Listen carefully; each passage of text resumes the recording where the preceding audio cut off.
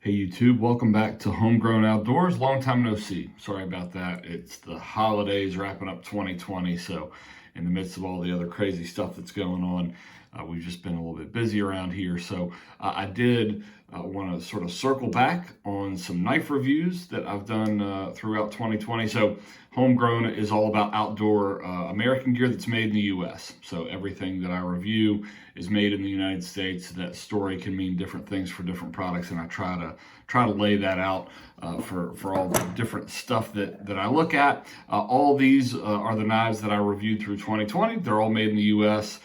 This is not a knife site, so I dabble with knives a little bit. So these are 4 of the 5 that I reviewed in 2020. First, I'll talk about the one that's missing. The Benchmade 601 Tengu Flipper, and I'll put links below to the original reviews, as well as some affiliate links to Amazon and some other sites where you can check pricing on any of these things. The 601 Tengu Flipper is a neat knife. The thing that I couldn't figure out was how to best carry that thing. Most of these knives have pocket clips on them. That's sort of what I've gotten used to for how to carry, an everyday carry type knife. And that Tengu Flipper isn't. It could be an EDC knife for sure. It's a little bit dressier. It's got the sort of black scales, the Tanto style blade. Anyhow, you can see the link to the original one below. I just couldn't figure out a good way to carry that thing every day. So that's sort of what happened to the Tengu Flipper. So it went the way of the eBay. My pockets tend to stay a little bit full. I mentioned some of this stuff in the initial review. I couldn't figure out a great way to carry it that I really liked. So as much as I liked the operation of the knife and the look of that knife, it went away. So the Tengu Flipper is no longer here, and that's why. So I'll sort of run through the ones that are still here and tell you which one of these has turned out to be my favorite. We'll start out with the Saddle Mountain Skinner just because it's sort of unlike the other 3. Obviously a fixed blade knife. This is part of the Hunt series. I wanted to get back to the reviews on, or to sort of another review on these, just because I've had plenty of time now to actually use these. So I can give you sort of my honest opinion. When I did the initial review on the Saddle Mountain Skinner, I had, I think, gutted a couple of deer and maybe skun 1 or 2 out. I've killed another deer or 2 since then. So I've gone through multiple deer with this. From gutting deer to skinning and sort of quartering and processing. I like the knife a lot. This is the first gut hook knife that I've owned, and I like that, not only for gutting, but also for sort of skinning out down the front legs particularly. That gut hook turns out to be handy for a few things. So I don't feel like I'm missing anything there. I think the version that doesn't have the gut hook has some jimping out here, which you can see there's some back there for sort of detail work anyway. But I like that knife a lot. I like the look of the wood scales. This one is S30V steel. The knife is still plenty sharp. It's nowhere near needing to be sharpened, and like I said, I've gone through a few deer with it already. So like the knife a lot, like the feel, full tang, so the steel goes all the way back into the handle. As I said before, all the knives that I review are made in the US, so all Benchmades come out of the US, so that one rings the bell there. So I like the knife a lot. The sheath, I still can't decide if I'm just an idiot or if this thing's not, sort of not cut out to hold the knife that it does. So in the original review, I mentioned that nick that I put in it there, and that was like the 2nd or 3rd time I pulled the knife out of the sheath. I put that one in there. So that was frustrating. You can see some other smaller ones that aren't as big a deal. That one, though, that's from a doe that I shot last week. And you're in the dark and sort of trying to get a knife out, and I don't know, maybe I'm not careful enough. So I'm disappointed. Part of the reason that I got this knife was for the leather sheath, because I like leather. I like the look of it a lot. They make a Kydex sheath for these Saddle Mountain Skinners, but I don't know that they make Kydex for the gut hook version. So I don't know. Like I said, I like the knife a lot. Hopefully the sheath manages to physically stay together long enough for me to enjoy the life of this knife. So that's sort of the deal on that. Love the knife. The sheath has disappointed me a bit. I'd say if you don't want the gut hook, I'd strongly consider getting the Kydex sheath, just because that's going to hold up. The knife is obviously extremely sharp, and maybe the Kydex sheath is just the way to go. So that's the Saddle Mountain Skinner, and sort of my final thoughts after a few months of using that one. I'm keeping the thing because, again, I really, really like the knife.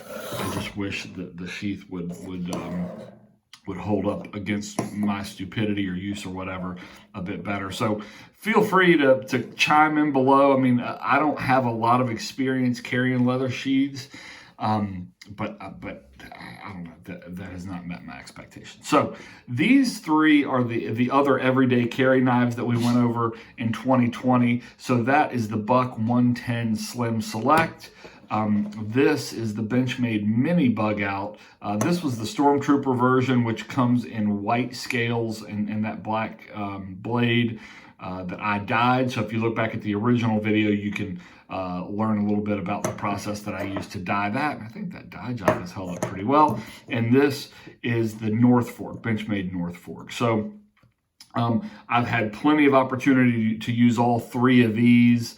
I'll finish with the one that has turned out to be my favorite, which is the Northfork by a long shot. That's not saying anything bad about the other two. I just really, really like the Northfork. So I'll sort of work in that direction. Again, Buck 110 Slim Select. So this knife is unlike the others in that it's a buck. And the retail price on this thing is $35, whereas the retail price on those other two are probably $135. Again, I'll put some links below where you can check prices and shop for these things. So, the great thing about the 110 Slim Select, for $35, it just sort of removes any reason to carry a clunky, junky, Chinese-made knife if you're on a budget. $35, this thing could certainly suffice for an everyday carry. You can get some idea of the size there, and then again, you'll see it side by side with these other knives in a minute for a comparison. The steel, I mean, this one is still plenty sharp. The heat treating on the Buck knives hold an edge real well. I use this one around the farm a fair bit. I mean, everything to lock up is still good and tight here. You can see the blade is held up. I mean, there's a little bit of gunk on there from opening boxes or whatever around here, but overall, this knife is done well, and it's the one that I treat the worst.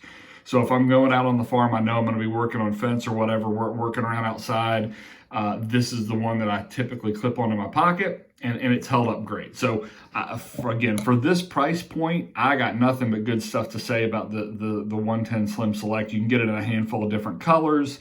There's the locking mechanism to close it, the liner lock. It does have thumb studs on both sides, so it's ambidextrous.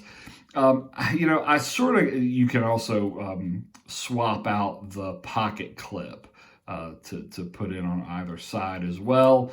I gave the pocket clip a little bit of a hard time in my original review. I feel like it's a little bit big and a little bit on the clunky side. The anvil, I get that that's their logo.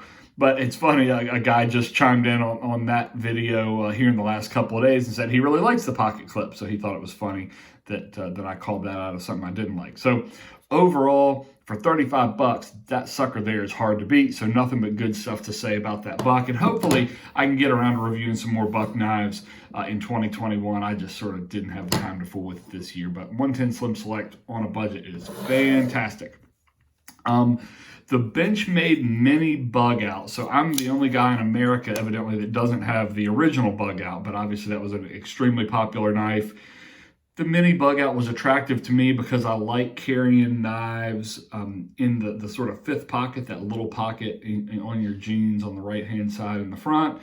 And I knew this one would be short enough to fit in there. So that's why I went with the Mini Bugout. Again, this was the Stormtrooper edition, which came in white, which was not my style, so I dyed the scales. Go back to the original video, you can see that process. I think the dye, it's just RIT dye, and it's held up pretty well. This is a great knife. It is crazy how light this thing is. You can see that it doesn't have a liner in there, so it's just the the scales, which are pretty rigid. But just crazy lightweight, but still there's enough handle there for you to sort of get your hand on it. For an everyday carry knife, I'll tell you when I carry that thing the most is through the summer. When I benefit from it being really light. So if I'm just wearing shorts or something like that around, you forget that this thing is even on you.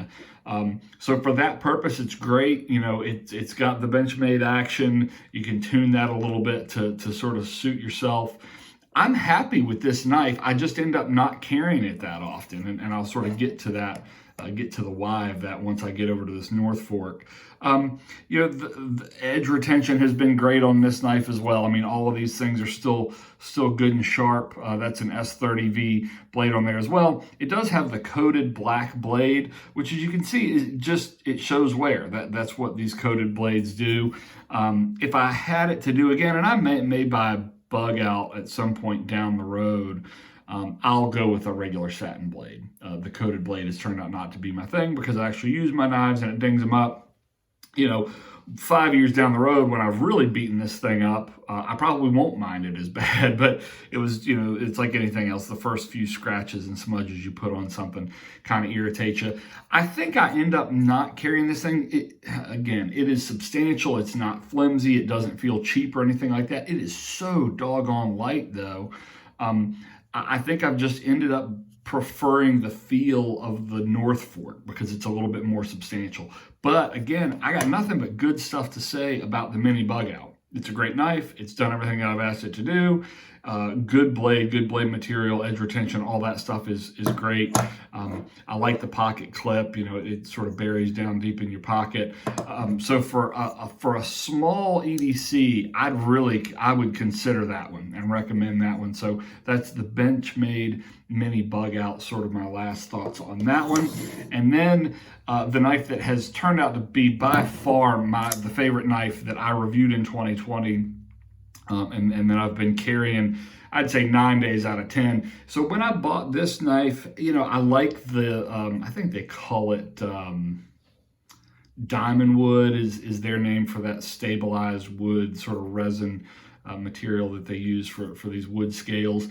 I just thought it was a nice looking knife. It's a little bit bigger than the Mini Bugout, so I thought, well, that could be effectively my Sunday knife. I'm enough of a redneck that I've got a church knife.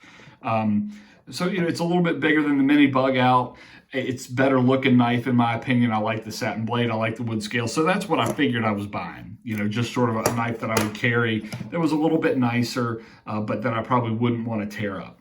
The way it's worked out, this is the knife that I carry all the time. Again, I like the pocket clip on this one too. It fits in that fifth pocket that I mentioned on pretty much every pair of jeans and slacks that I've got. So that's how I end up carrying it. You can see the blade is held up really well, and I carry this thing all the time. I use it for everything. I end up using it around the farm when I sort of forget to put the buck Slim Select on. And all I've ever done to that blade really is wipe it down with my fingers. I've never even gone to any real trouble to clean that thing up. It just, that blade, for whatever reason, sort of wipes down well, doesn't seem to, collect and carry muck from tape or whatever you cut with it. It does have the liner that goes all the way back down into the handle, so you just feel like you've got a little bit more of a knife in your hand with this one as opposed to the Mini Bugout or I imagine the regular Bugout. So I can't say enough good stuff about that knife. It has just held up well. The scales have held up well. Maybe I'll do a review 5 years from now and we'll see how it looks then, but I carry it all the time. And the thing's still just in great shape and looks good and works great. So that has turned out to be my favorite by a pretty good margin in 2020. But overall, I've been pretty lucky with my knife purchases. I've been pretty happy with all of them. So just showing you all three of them sort of side by side here. So that's the, again, 110 Slim Select with Buck, the Benchmade Northfork, and the Benchmade Mini Bugout. They all sort of fit different purposes though, and that's why I still have them all and I'm going to keep them all. You know, the buck is just about impossible to beat price-wise for an American-made, you know, sort of hard-working knife, but could also fit that everyday carry bill as well. The Northfork has just turned out to be my favorite all around, but the Mini Bugout definitely fits a niche for super small, super lightweight stuff. So if weight is an issue, you know, for whatever reason, wearing light shorts or hiking or whatever the case may be, that would be a good choice. And then just flipping them over there for you to show you the pocket clip on all three of them. So I've been lucky with all three of these, happy with all three of them. So that's sort of the word on that. Again, the Saddle Mountain Skinner, love the knife, the doggone sheath and I are just not getting along. So that's sort of that. Here's to 2020 being over and hopefully 2021 not being such a dumpster fire. I hope this review and the other reviews have been helpful for you, and I look forward to doing more of them in the new year. Y'all take care. I'll see you next time.